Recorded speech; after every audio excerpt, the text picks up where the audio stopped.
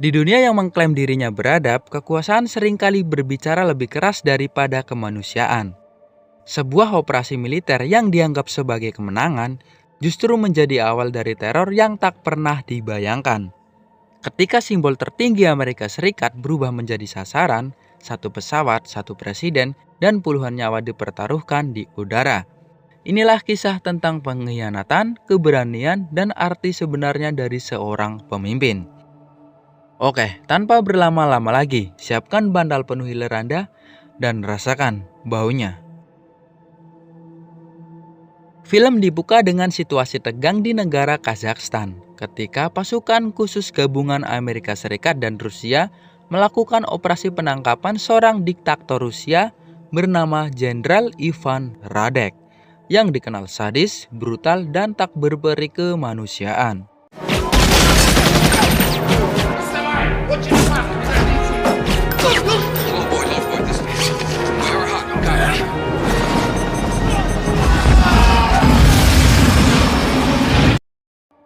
3 minggu berselang, Presiden Rusia dan Presiden Amerika Serikat berpidato di hadapan publik untuk mengumumkan bahwa Ivan Radek telah berhasil ditangkap tanpa perlawanan berarti dan dimasukkan ke penjara. Dalam pidatonya, James Marshall, Presiden Amerika Serikat, dengan tegas menyatakan bahwa tidak ada toleransi dan tidak ada negosiasi bagi orang-orang seperti Ivan Radek. Keberhasilan ini tidak lepas dari latar belakang James Marshall sendiri. Sebelum terjun ke dunia politik, ia adalah mantan perwira militer dan veteran perang. Ia pernah bertugas langsung di medan tempur, memiliki pengalaman bertahan hidup, kemampuan taktis, serta mental kepemimpinan dalam situasi krisis. Latar belakang inilah yang membuatnya saat menjabat sebagai Presiden Amerika Serikat bersikap sangat tegas terhadap terorisme dan mampu menghadapi ancaman fisik secara langsung. Merasa cukup puas dengan pernyataan tersebut dan pengakuan publik dunia yang menyanjung tindakannya, James Marshall bersama keluarga serta jajaran stafnya memutuskan untuk kembali ke Amerika Serikat.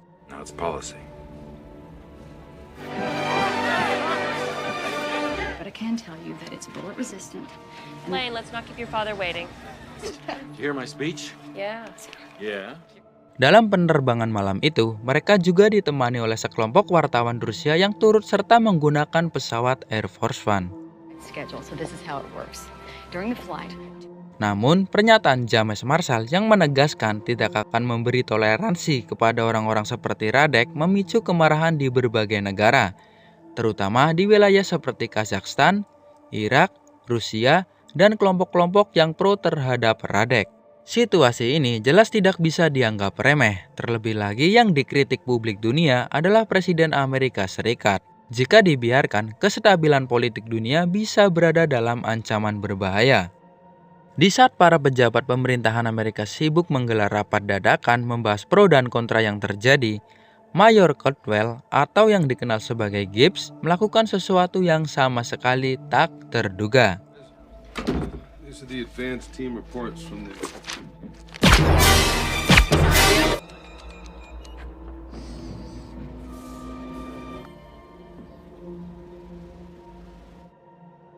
Diketahui, Mayor Caldwell alias Gibbs, kepala Secret Service, ternyata adalah pengkhianat dari dalam. Ia diam-diam mematikan sistem keamanan dan membuka jalur bagi para penyusup. Begitu sinyal diberikan, para wartawan tersebut langsung berubah menjadi teroris bersenjata. Mereka mengambil senjata dari lemari penyimpanan senjata di pesawat dan dalam hitungan menit, Air Force One berubah menjadi neraka mematikan. Serangan berlangsung secara brutal dan membabi buta. Dalam kondisi genting ini, Presiden harus segera dievakuasi dengan memasukkannya ke kapsul penyelamat. Dan Air Force One diperintahkan untuk mendarat di bandara terdekat. Namun, ketika pesawat hampir mendarat, salah satu anggota kelompok teroris yang dipimpin oleh Ivan Kurshunov tiba-tiba mengancam pilot dan kopilot untuk kembali menaikkan pesawat. Karena keduanya tidak gentar, nyawa mereka harus melayang di tangan Ivan. Ivan Kurshunov adalah otak di balik serangan ini semua. Ia bukan teroris sembarangan, melainkan mantan jenderal Rusia yang dingin, terlatih, dan sangat ideologis. Motif utamanya jelas, membebaskan Ivan Radek, seorang diktator yang menjadi simbol kekuatan lama Rusia yang kini telah dipenjara oleh Amerika. Bagi Ivan, Radek bukan sekedar pemimpin, melainkan lambang kehormatan dan harga diri bangsanya yang telah dipermalukan di mata dunia. Dengan membajak pesawat Presiden Amerika Serikat, Ivan ingin menekan pemerintah AS secara langsung dan membuktikan bahwa simbol kekuatan tertinggi Amerika pun bisa dilumpuhkan. Tindakannya bukan demi uang, melainkan didorong oleh balas dendam, fanatisme nasional, serta keyakinan bahwa kekerasan adalah satu-satunya bahasa yang dipahami musuh. Sir, I want them to keep Air Force One in visual contact at all times. Di waktu yang sama, kabar sabotase ini sampai ke telinga wakil presiden. Mereka mulai saling mencurigai satu sama lain. Bertanya-tanya bagaimana Air Force One bisa disabotase tanpa bantuan orang dalam. I don't know, Walter. It seems to me that they're in charge. Sementara itu, pasukan Jerman berhasil menemukan kapsul penyelamat presiden. Namun, saat kapsul tersebut dibuka, presiden tidak ada di dalamnya.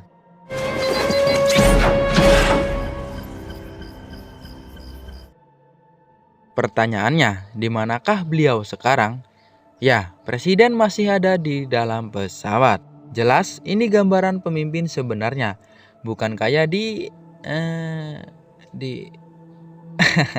kalian pasti tahu lah.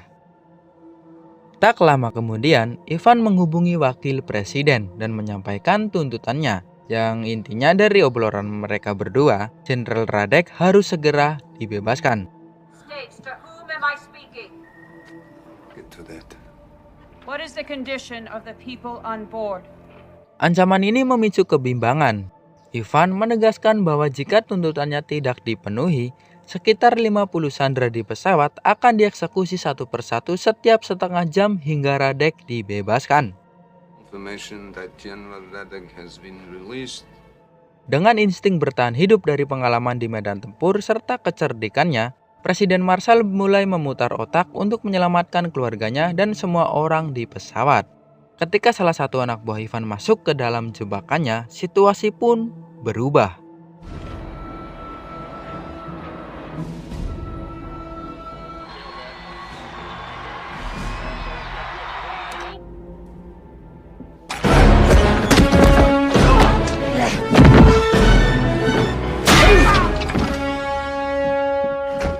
Marshall mencoba membuka ruang sandera menggunakan kunci yang berhasil ia dapatkan. Namun, anak buah Ivan tersebut ternyata masih bisa bangkit dan menembakinya.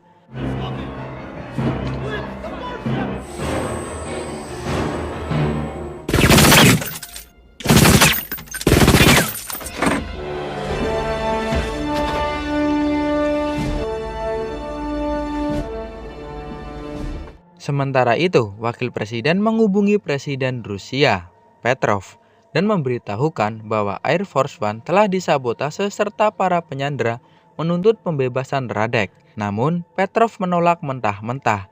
Ia bahkan berkata, apa salahnya kehilangan 50 orang demi menghindari perang dunia? Sungguh, ini pernyataan yang sangat kejam. I am truly sorry. Goodbye. Setengah jam berlalu, suasana semakin menegangkan ketika Ivan membawa pistol dan bersiap mengeksekusi salah satu sandera. Saat ia menyuruh istri dan anak presiden maju ke depan, penasihat keamanan nasional Amerika mencoba melerai situasi. Namun tanpa ragu, Ivan langsung menembaknya hingga I've contacted the Russian government.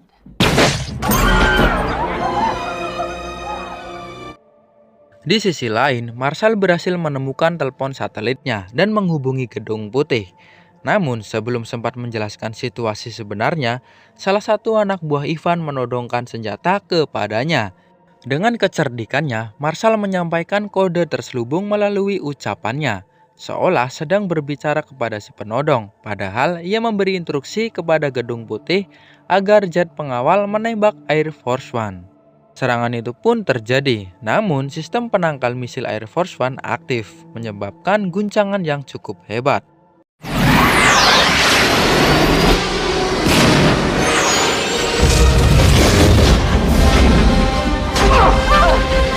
Dalam kekacauan ini, Marshall kembali berhasil membalikan keadaan.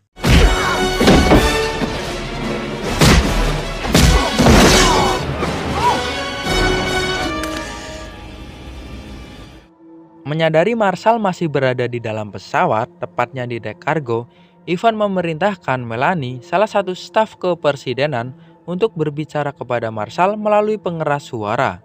Melanie mengatakan bahwa mereka semua sekarang berada dalam ancaman serius, dan pistol sedang diarahkan ke kepalanya. Ini dilakukan Ivan untuk memancing Marshall keluar. Namun, pada akhirnya, nyawa Melanie tetap melayang di tangan Ivan. Let me talk to the agent.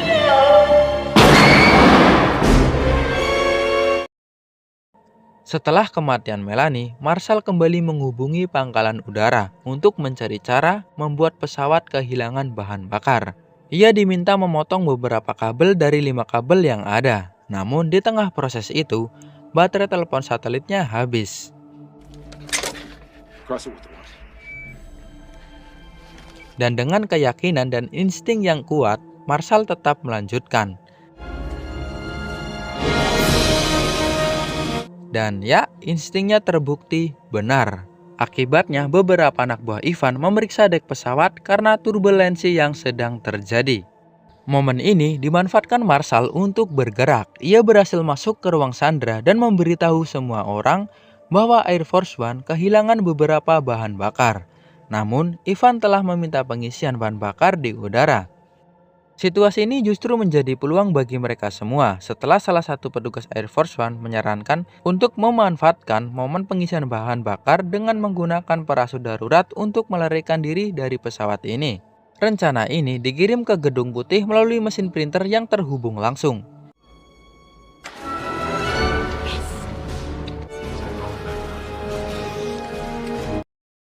Saat pengisian bahan bakar berlangsung, satu persatu Sandra berhasil terjun dengan parasut. Namun, Ivan segera menyadari hal ini. Anak buahnya memaksa membuka dek kargo. Sementara Ivan dan rekannya mencoba menaikkan pesawat kembali.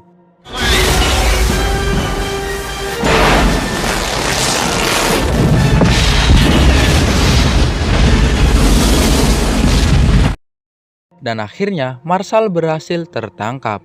Ivan memaksanya menelpon Petrov untuk membebaskan Radek dengan nyawa istri dan anaknya sebagai taruhan.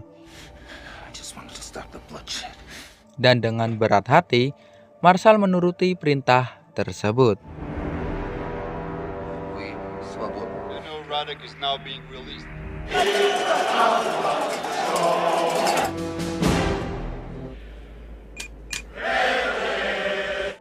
Namun, saat Ivan dan kelompoknya merayakan kemenangan, Marshall berhasil melepaskan diri dan kembali membalikan keadaan. Ivan yang tak mau menyerah begitu saja, ia menyandera istri Marshall dan membawanya ke dek pesawat. Saat Ivan hendak terjun dengan parasut, Marshall muncul dan menghentikannya. You make one mistake!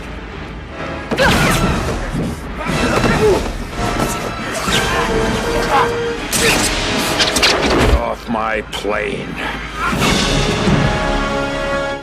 Setelah Ivan tewas, Marshall segera menghubungi Petrov untuk membatalkan pembebasan Radek.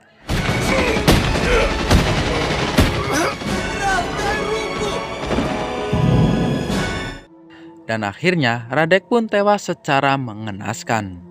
Dunia pun merayakan kemenangan besar ini. Namun, masalah belum selesai. Pasukan udara Kazakhstan yang pro terhadap Radek menyerang Air Force One. Di momen ini, ada aksi heroik. Seorang pilot jet tempur Amerika, dia rela mengorbankan nyawanya demi melindungi presiden di saat sistem pertahanan misil Air Force One sudah tidak berfungsi lagi. Air Force One, this is Halo Flight, closing on your position. Arms 3! Sir, we've lost countermeasures. Singkat waktu, proses evakuasi dilakukan sangat dramatis. Istri, anak, dan orang yang masih hidup berhasil diselamatkan. Kini giliran Presiden Marshall. Namun, Gibbs kembali berkhianat dengan menembaki tim penyelamat dan kru Air Force One, membuat situasi semakin kritis.